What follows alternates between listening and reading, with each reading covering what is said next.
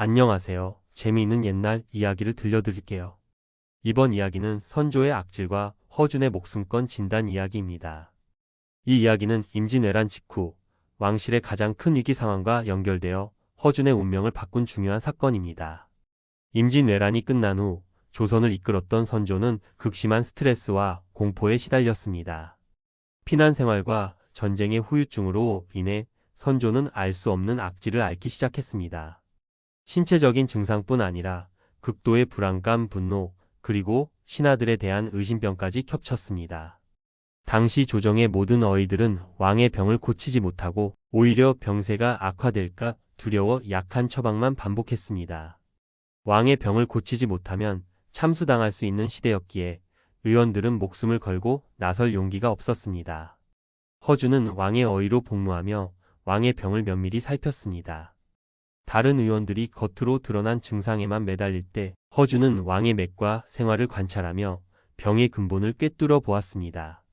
허준은 왕의 병이 단순히 내장 기관의 문제가 아니라 전란의 스트레스로 인해 극심한 분노와 화가 쌓여 신체 증상으로 폭발한 화병임을 진단했습니다.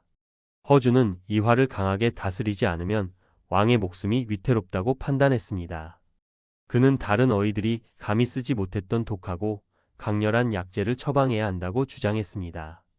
다른 어의들은 기겁했습니다.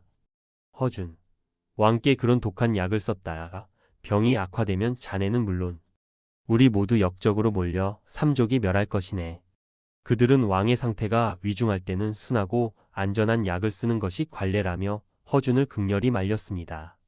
하지만 허준은 왕을 살리기 위해서는 오직 정확한 진단에 따른 처방만이 답임을 확신했습니다. 결국 허준은 왕에게 자신이 내린 강한 약재를 직접 다려 올렸습니다. 왕은 허준을 믿었고 목숨을 걸고 올린 약을 마셨습니다. 강한 약효가 발현되자 왕은 일시적으로 더 고통스러워하며 심한 증상을 보이기도 했습니다. 이 순간 궁궐 안의 모든 사람은 허준이 이제 죽임을 당하리라 생각했습니다. 그러나 왕의 몸속에 쌓여있던 화가 강력한 약재의 힘을 빌려 배출되면서 점차 왕의 불안함과 육체적 고통이 가라앉기 시작했습니다.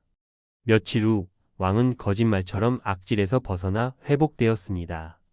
왕은 허준의 목숨을 건 진단과 처방이 자신을 살렸음을 깨닫고 허준에게 무한한 신임을 보냈습니다.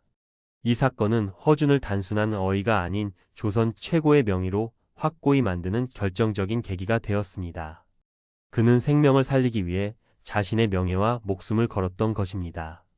이 일화는 허준의 의술이 사람의 마음까지 다스리는 경지에 이르렀음을 보여주며 그가 얼마나 담대하고 소신 있는 의원이었는지를 잘 나타냅니다. 이 이야기는 역사적 사실에 기반한 것으로 주로 조선 왕조실록, 선조실록과 같은 공식적인 기록에 근거하고 있습니다. 선조의 악질 치료는 허준이 동의보감 편찬이라는 대업을 맡게 된 결정적인 역사적 배경이 되는 사건입니다.